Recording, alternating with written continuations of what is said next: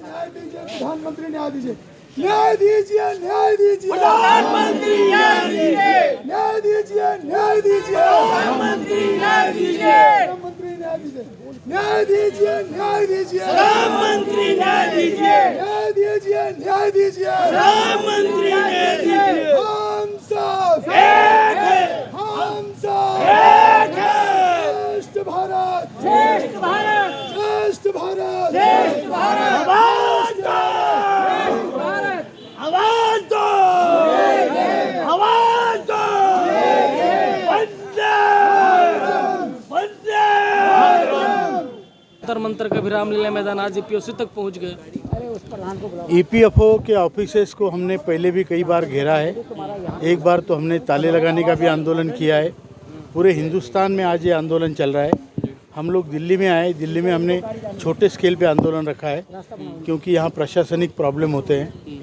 बाकी देश भर में हज़ारों की संख्या में लोग, चाहे पुणे हो, मुंबई हो, नासिक हो, हर जगह, या केरला हो, तमिलनाडु हो, आंध्र प्रदेश हो, उत्तर प्रदेश हो, उत्तराखंड हो, बड़ी संख्या में हज़ारों की तादाद में लोग ईपीएफओ के ऑफिस को घेर रहे हैं।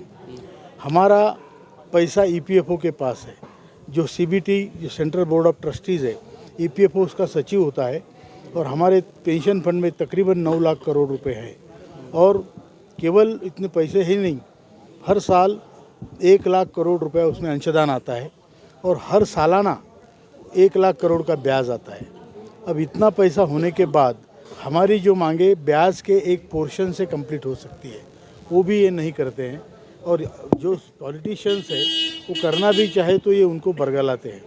तो इसलिए हम ईपीएफओ के सामने ये आंदोलन कर रहे हैं। आज जिस तरीके से आंदोलन कर रहे, लग रहा है ईपीएफओ पे कुछ जरा सा भी असर पड़ेगा? क्योंकि पिछले 10 साल से लगातार आप प्रदर्शन कर रहे हैं। देखिए, असर तो पड़ेगा, आह का असर होता है, चाहे थोड़ी देर से हो, लेकिन असर ज़रूर होता है।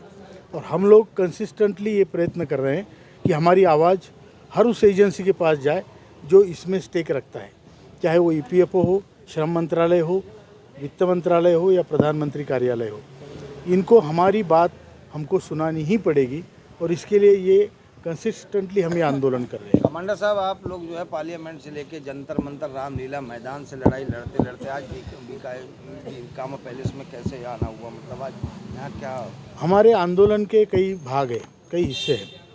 एक तो हम मास स्केल पे जैसे किया, हमने रामलीला ग्राउंड पे किया।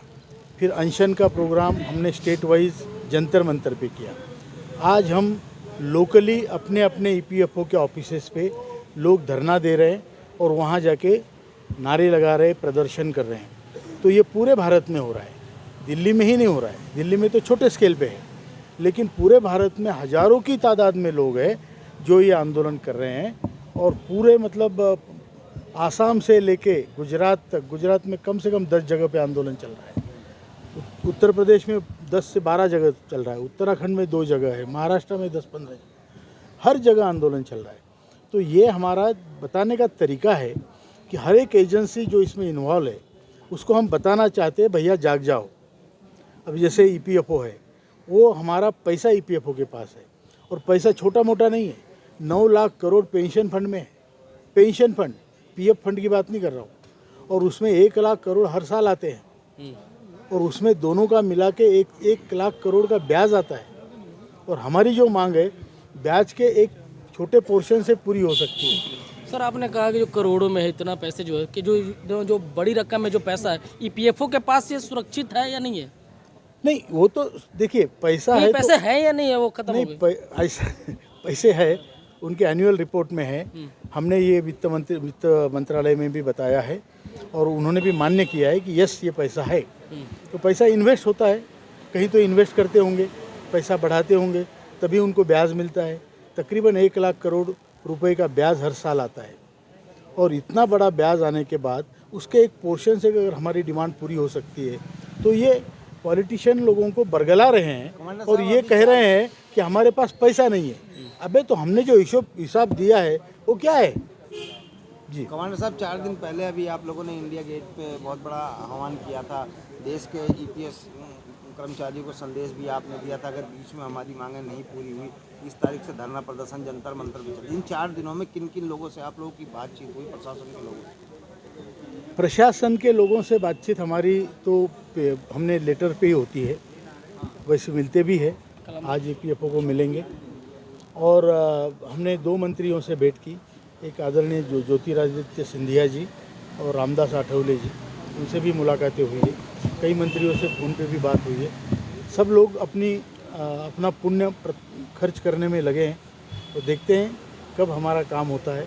आप भी उसके काम तो विटनेस सर आपका हुआ पड़ा है, काम तो आपको कोई रोक ही नहीं सकता। ये तो सुप्रीम कोर्ट ने कह दिया, इनको घुमा सकते हैं 2, 4, 6 महीने, लेकिन काम तो कोई रोक ही नहीं सकता सर इस बात। सुप्रीम कोर्ट का निर्णय जो है वो हायर पेंशन के मामले में है। हमारी जो डिमांड हायर पेंशन की भी हम उसको सपोर्ट कर रहे हैं, और जो मिनिमम पेंशन की डिमांड है जो 7,500 महंगाई भत्ता, ये सुप्रीम कोर्ट ने नहीं कहा है, ये प्रधानमंत्री जी ने हमें वचन दिया है। तो 2 अलग चीज़ें हैं। हायर पेंशन मतलब पूरे पेंशन पे मैं पूरा पैसा भरूं तो मुझे बढ़ी हुई पेंशन मिलेगी, तो ये सुप्रीम कोर्ट का निर्णय है जो बिल्कुल कायदे के हिसाब से है, बिल्कुल जो पहले लिखा था वही है। और उसके लिए भी ये आनाकानी कर रहे हैं, तो उसके वो भी हमारा मुद्दा है। दूसरा मुद्दा हमारा है 7,500 महंगाई भत्ता, जो पार्लियामेंट से हम करवाना चाहते हैं, इसलिए ये आंदोलन है। सुप्रीम कोर्ट के निर्णय के खिलाफ आप आंदोलन नहीं कर सकते। हम जो आंदोलन कर रहे हैं वो मिनिमम पेंशन के लिए कर रहे हैं, 7,500 महंगाई भत्ता और स्वास्थ्य सुविधाएं। ये हमें प्रधानमंत्री जी से हमें अपेक्षा है कि ये हमारी मांगों पूरी करेंगे। जैसे सर 26 जनवरी आने वाला है, तो क्या लगता है इसमें आप लोगों की जो मांगे हैं हो सकता है क्या? क्यों नहीं हो सकता है? हमें तो आशा है कि राम मंदिर की प्राण प्रतिष्ठा से पहले ही 22 से पहले भी कुछ हो जाए, हम भी दिवाली मनाएं। या तो हो सकता है, या 26 जनवरी हो सकती है, या बजट में 31 से हो सकता है। सर वक्त तो काफ़ी हो गया आप लोगों का आंदोलन करते हुए, लेकिन क्या ये चीज़ जान सकते हैं कि आपका जो आंदोलन है वो EPS की जो फाइल है वो काम कहाँ तक पहुँचा? हमारी मालूमात के हिसाब से श्रम मंत्री ने वित्त मंत्री को पूरी फाइलें भेजी है और फाइनल डिसीजन वित्त मंत्री का होगा।